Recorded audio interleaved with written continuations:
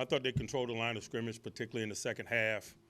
If you can't slow down Chubb, man, you can't beat this group, and we kind of knew that, and we didn't get it done. And so we got to own the outcome, and we will. Yeah, the Steelers falling to the Cleveland Browns on Thursday Night Football. Hi, everybody. I'm Missi Matthews, and welcome to the Extra Point presented by Microsoft Surface. A lot to get to in terms of what went wrong on Thursday night. Let's welcome in our panelists so we can get things started. Hall of Famer and former Steeler Arthur Moats is here once again. Also, Craig Wolfley from the Steelers Radio Network and Matt Williamson of Steelers.com and SNR here as well. So, guys, it has not even been 24 hours yet. The loss is still fresh. Arthur, give me your 10,000-foot view of what went wrong last night. For me, man, I thought it was just not enough consistent playmaking on both sides of the ball.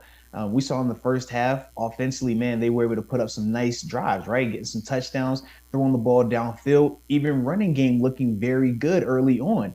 But the problem was it wasn't able to sustain in the second half. Similar things could be said about this defense.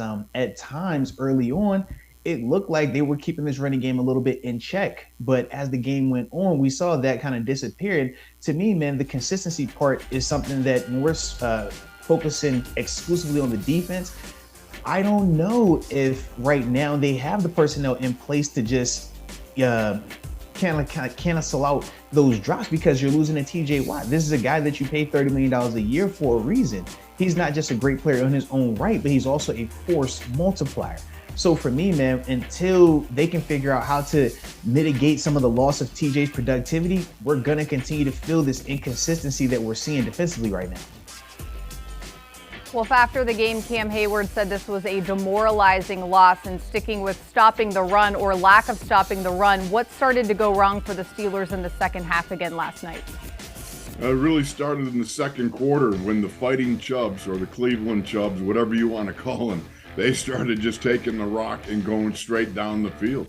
You know, he is quite the amazing man. And as Mike Tomlin pointed out, if you can't slow down or you can't stop Nick Chubb, you got problems. I know Kareem Hunt's a very good back, but he's not Nick Chubb. Nick Chubb is Nick Chubb.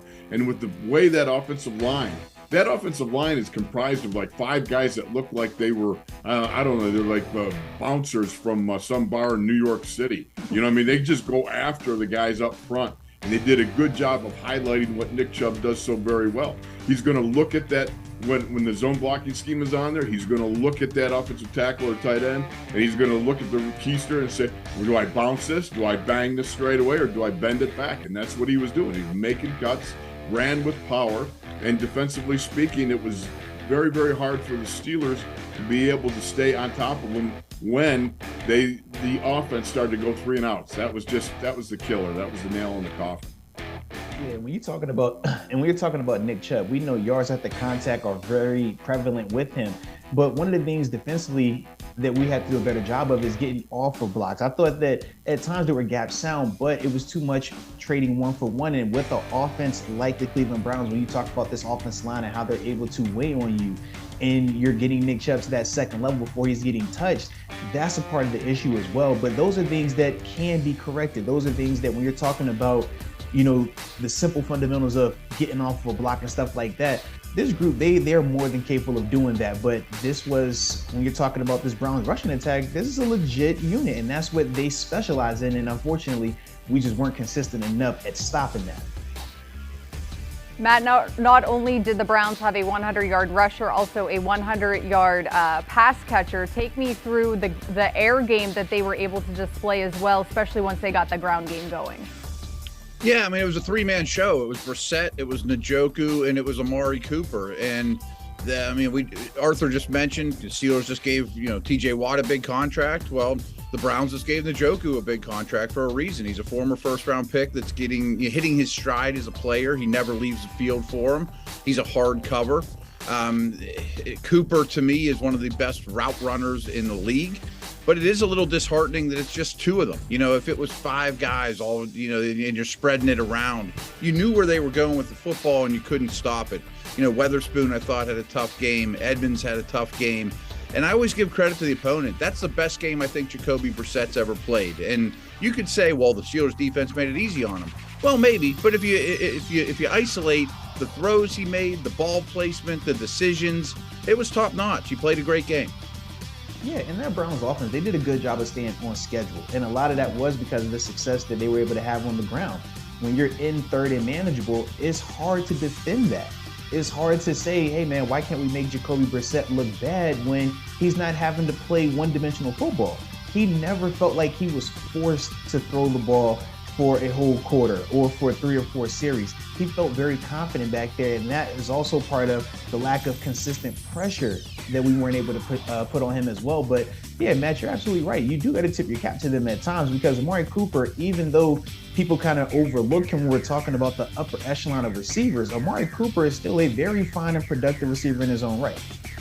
Talking about, go ahead, I'm Will. not sure if people realize, one quick little nugget, Missi, that the Browns threw 22 passes in the first half and only ran the ball 13 times. It wasn't like run to open up the pass game. It was Brissett opening things up for Chubb. Yeah, the Steelers actually outrushed the Browns in the first half, and we'll get to the offense in just a little bit. But Moats was talking about getting to the quarterback. 0-2 this season so far without TJ Watt, 0-6 overall during his career. You know you're not going to have him for at least the next 2 games. What has to happen to start creating that pressure? Well, each player's got to up his productivity. Look, I mean, TJ Watt had 22.5 sacks, although I will argue fiercely for 23.5. But regardless, okay, that's water over the dam. But the fact is, You seem like you're over it. Never. He doesn't hold a grudge at all. No grudge at all. But the thing about it is you got a double-digit sacker in Cam Hayward. You've got Larry Ogunjobi, who was a 7-sacker. You've got Chris Wormley, who was a 7-sacker a year ago. You got Alex Highsmith, who chipped in 6, last year. He's already at 4.5 right now. These guys still got to maintain their productivity. It's not all based off of TJ.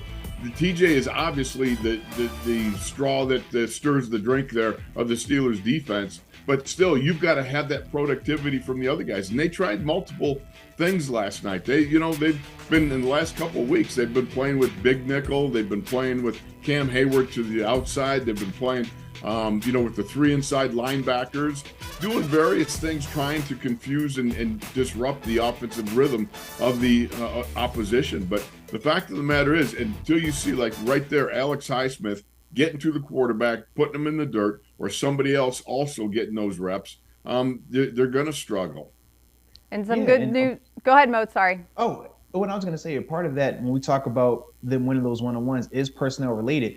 And if it does become a point where we don't feel like we can consistently win these one-on-ones, then you do have to start blitzing more, because what can't happen is these quarterbacks having that much time. Jacoby Brissett, as Matt put it, he played the game of his life, so to speak, man. That was one of the best performances we've seen from him.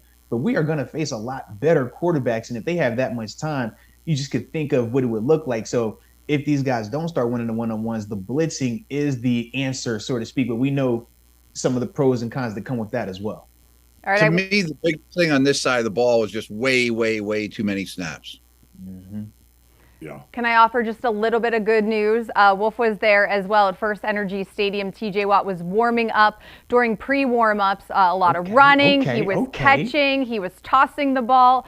He made a one-handed grab, not George Pickens-esque, but, things that tell me, okay, maybe he is a lot closer than we do think. And as we said, 2 more games at least, so hopefully they get him back sooner rather than later. So we're going to take a quick break here on the Extra Point. When we return, we'll talk about the Steelers' offense and the tale of 2 halves, what needs to happen next as they get ready for another home game.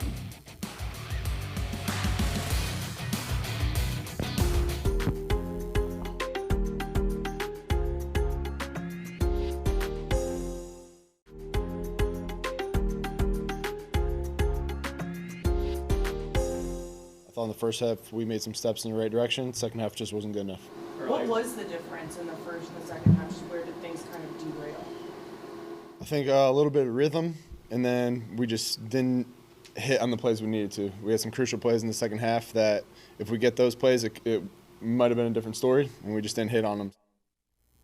That was quarterback Mitch Trubisky's take on what went wrong in Cleveland on Thursday night. The Steelers falling to 1-2 after a 29-17 loss. And guys, let's talk about the Steelers offense now. We already touched on the defense, a tale of two halves for sure. And I want to get your take on what went wrong. So, Moats, you saw some good in the first half, especially being able to move the ball. And there you see the stats that just show how jarring they were. Not that third downs were good at any point, but what stood out to you the most? Well, I think right here, the 88 rushing yards in the first half and only 16 in the second half, you lose your balance. Part of that was the combination of the Browns doing a better job against that, but the other part was we got to do better in terms of the execution element of it. The other thing that I thought kind of cost this team was just on some of the 50-50 plays that they were connecting on in the first half, some of the throws downfield where you say to yourself, okay, if this hits this guy's hand, if he catches it, it's an amazing play, it's an elite play. But at the same time, you're not necessarily banking on that happening every single time. What were some of those plays that were left out there in the second half that we can debate? All right, if this guy goes up with two hands versus one hand, is it a different outcome? Or does it need to be better ball placement? The throw to Deontay Johnson on the 3rd and 3. Are you fussing that it's a deep shot, or would you rather just pick up the 3 yards? But you can't argue in terms of the placement, but those are some of the plays that they left out there. So when you're talking about what's the difference in the first half, they connected on those plays. We saw George Pickens come down with the crazy grab. We saw Deontay Johnson make a couple of grabs and Chase Claypool as well. I think that was the bigger part. And then I would also say that we kind of got away from the tempo that we utilized also in that first half. And that was something that helped us out. And I think that if we would have went back to that, that could have gave them some type of spark, some type of positive while they were kind of reeling on that 3 and outs in a row consecutively in the second half. Wolf, how did the offensive line do last night? You know, these guys started off with just a house of fire. They were tearing it up. They're getting wins on 1st and 2nd down. You know, that's one of the keys is being able to shorten up and stay away from. If you can't make 3rd downs, you know what? By golly, win 1st and 2nd and don't worry about 3rd downs. You know, that's what they did in the first half. They had, 30 plays and only 3 3rd downs? Okay, eliminate the 3rd down if you can. But the fact of the matter is they came off, they blocked, they stayed hard. Anybody hear Myles Garrett's name all night long? Basically, no. He was missing in action. And I think that the fact that Mitch Trubisky did what you really expect a veteran quarterback to do, okay? You had a couple weeks here where you saw, all right, we're not getting the ball down the field. You know, let's push it down the field. Well, in the first half, number one, you're rushing for 5.5 yards a crack. Number two is the fact that Mitch's average attempt per pass was like 8.4 or something like that. Well, mysteriously, it drops to 4.9 in the second half, and we only rush, as Arthur said, for 16 yards in the second half. And it's that drop-off that killed the Steelers and also created, you know, from the second quarter on, the Browns go on drives of 12, 9, 14, and 11 plays. And it's right there. It's like these are the body blows. If anybody's boxed, you know what the body blows do? That just takes the steam and the muster out of you. You get somebody go watch Rocky Balboa, all right? Because when he takes Apollo Creed deep into the championship rounds, right? Where's he go? He goes to the body. Well, that's what they did with the Fighting Chubs. They went to the body. They really just kind of wore that defense down. When you can't get off on 3rd downs, and I'm telling you, I think that's what Cam Hayward was talking about, you know, the discouraging, demoralizing part. It's just the same as it was last week, you know, when they couldn't get off the field the last 6.5 minutes against the Pats. And it's the same thing here. It was just too many reps, as Matt said earlier. Matt, as they always say, the Browns get paid too. What did their defense do differently from the first to second half? Played fewer snaps. I mean, I can't stress that enough. I mean, you look at time of possession, Cleveland had the ball for over 36 minutes, and the Steelers defense had played the most snaps of any team in the league going into that game after 2 games. I mean, the Browns defense to me was in trouble early on. I mean, the Steelers were averaging 6.8 yards per play in the first half. Every time they snapped the ball, they almost gained 7 yards. I mean, that is elite offensive production. I thought the O-line played their best game yet. As these guys mentioned, Myles Garrett was not a factor until late. You saw spectacular plays from the Steelers receivers. And then I thought there was some misses to the receivers as things went on. They only converted on 3rd down once, I think. That was problematic. So some situational football issues.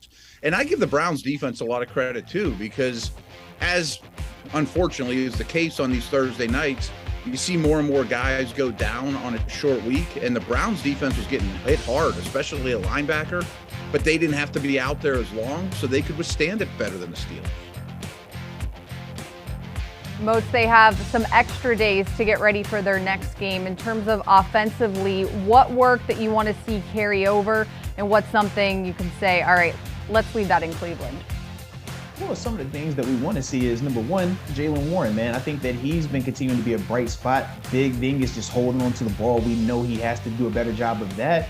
And the throwing the ball downfield. Like you said, man, the George Pickens highlight play catch of the year that we just saw right there, we need more of that. Him stretching the field to Deontay Johnson, we need more of that. And that was why the offense was so opened up and so just explosive and fun to watch in that first half. Those are things that we need to carry over. And what we need to leave is the miscommunications, the lack of consistency, the lack of being able to move people at the line of scrimmage, and just at times feeling a little bit conservative. We don't want to go back to that, but that's some of the stuff that we could leave in Cleveland and take the good with us. Wolf, do you think Mitch Trubisky's demeanor was different last night compared to the first two games? Yeah, I do. And in many ways, I think Mitch is starting to crest a little bit in his desires. Here's the thing about it. I think in the first couple of weeks, Mitch was spending more time worrying maybe about not making mistakes than winning the game. It's not that he's not trying to win the game, obviously, but it's about, trying to be super safe with the ball, create that sort of rhythm for the offense where you're not making mistakes, you're protecting the ball enough. I think he just said, to heck with this, man. I'm going downtown. I'm going to play as best as I can. I'm going to lead these guys. And I think it started to emerge, especially in that first half. He did so many good things, and I think it's a continuation possible here for this offense to get cranking a little bit, because you saw what could happen in the first half. If you can do it in the first half, you can do it in the second half. All right, it's already been done. You've proven the point. Now you have to consistently do these things. And if it takes some moderation in route running and some of the concepts that you have to infiltrate your offense with, so be it. But, there was some good stuff added there. There was some nice wham blocks by Connor Hayward, by Chase Claypool in the running game. That really helped to spring the running game loose. They did a nice job there. Pat Freiermuth doing again yeoman's job, both blocking and then catching the ball down the field. So these are things that I think they can build on. They have the elements there. I think Mitch Trubisky is just starting to show what he's capable of doing.